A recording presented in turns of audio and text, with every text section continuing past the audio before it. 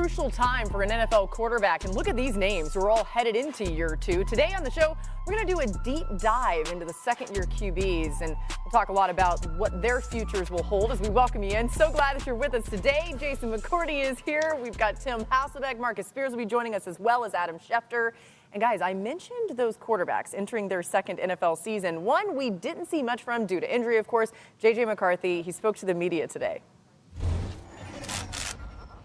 I know I'm ready to start. I appreciate that question, Kevin, because all the work I put in and just the confidence in my skills and abilities and just being able to do my job and simplify things to, the best of my ability every single day and, just take it one day at a time, one play at a time. And, I have a tremendous coaching staff, a tremendous group of guys around me that I can lean on, and they can lean on me. Overall, I feel 110% because I feel like better than, when I got hurt 8 months ago. Grateful for the opportunity that I had to really get a head start on the mental side of the game, our offense, opponents' defensive schemes and individual aspects of each player. Just really getting on the same page with KO has been awesome. Last season, seeing how he calls the games and everything like that. Adam, with all the moves this offseason, what can you tell us about the plans at QB in Minnesota? Laura, he is the plan in Minnesota at quarterback. And despite the fact that they tried to keep Sam Darnold, they tried to keep Daniel Jones, they had discussions with Aaron Rodgers. They looked at other quarterback options. Let's not mistake the fact that J.J. McCarthy is their QB1, and he has been planned to be their QB1 all along. You heard J.J. McCarthy talk today, coming off the torn meniscus knee injury last year, that he believes he is supremely ready to take on the challenge of becoming the starting quarterback for the Minnesota Vikings. They believe that too. We still need to see him out there. He still needs to prove he can be effective at the NFL level. But there's no doubt going into training camp, despite the fact that the team traded for Sam Howell on the final day of the draft, that J.J. McCarthy heads into the season as the undisputed Vikings starting quarterback. Yeah, it's certainly an offense that's set up great for the quarterback, a coaching staff that, as we know, is very QB-friendly. It was fun to hear J.J. McCarthy himself saying, I know I'm ready to start. All right, the Vikings put a focus on protecting J.J. this offseason. They added guard Will Fries and center Ryan Kelly in free agency.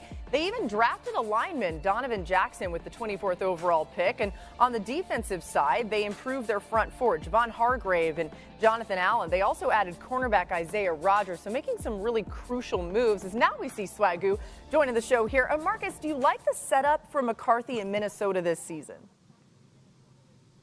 I love the setup for him. And obviously, Boogie, there was confidence when they drafted JJ, right? You got an offensive head coach. They take JJ in the draft. Unfortunately, he gets injured, but he showed some signs in the preseason. And now you're in that sweet spot that we've seen a lot of organizations. Because if they find out that he really has it, now we can go all in on the Super Bowl without the contract malfunctions that happen when you have to give these guys $300 million in total earnings. So I look at the Minnesota situation very favorably. We got a lot of confidence that Kevin O'Connell can push what he needs for a quarterback, and he makes it easy. I got an example of how easy he makes it. First of all, the pre-snap motion, gaining information. Now, remember, he was on the sideline this year, able to watch this. Later, they bring over Jordan Addison. Now you got a bunch concept. It's telling the quarterback immediately where the ball is going to go. You know that they're in zone. You know guys are finding spots. You go underneath. These are the type of concepts that you use for a rookie, especially a guy with those type of athletes on the outside that can make a great run after catch. He's in a great situation. I think I agree with you, Marcus. Look, Kevin O'Connell does a great job. Look, much like we've talked about Sean McVay, or we've talked about Kyle Shanahan. Look, I think Kevin O'Connell deserves that same type of love in terms of being a play caller that's really friendly to quarterbacks. And look, maybe it's his history playing the position. Doesn't really matter. What matters is that Kirk Cousins played well for him. Heck, Josh Dobbs played well for him. And then you look at Sam Darnold, he threw 35 touchdown passes a year ago. There are good players around him. Kevin O'Connell does a really good job. And I do think this. I'm a strong proponent in playing is the easiest way to improve and get better. Because of his situation, because of the ACL, because of the opportunity to watch somebody play in that offense at a high level without the pressure of having to perform each and every Sunday, I do think there is some advantage to that. And look, if he took it seriously, we'll see the benefit of that, in really what becomes his first year as a starter.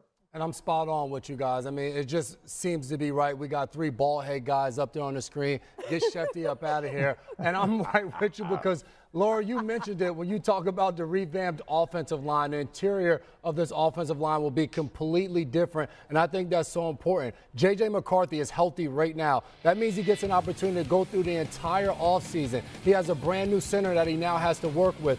Getting that relationship off to a good start, learning this offense, seeing it through Sam Darnold's eyes a year ago, and now implementing himself, making it his own throughout the offseason will go a long way. Aaron Jones is back in the backfield. You added on Jordan Mason. That takes so much pressure off of the quarterback, being able to hand the ball off and letting his running backs do work and having an offensive line that he can trust. J.J. McCarthy flashed last year in the preseason. Vikings fans have to be excited to have him under center. I really like what you just said, but I got real distracted about the bald thing there, so I've been workshopping something, and I don't know if this is it yet, but what I would say is forget the blue man group. We got the bald man group today, except you, Adam. Let's get to some top stories as Adam jumps back in. I still got hair. Oh, Adam is actually shaving his head right now, so he's not ready. But either way, we're going to go ahead and go through them here. We've got some news today, of course. George Kittle gets a big deal. This is great to see. Kittle, of course, a fan favorite for many reasons. 4 years, $76.4 million.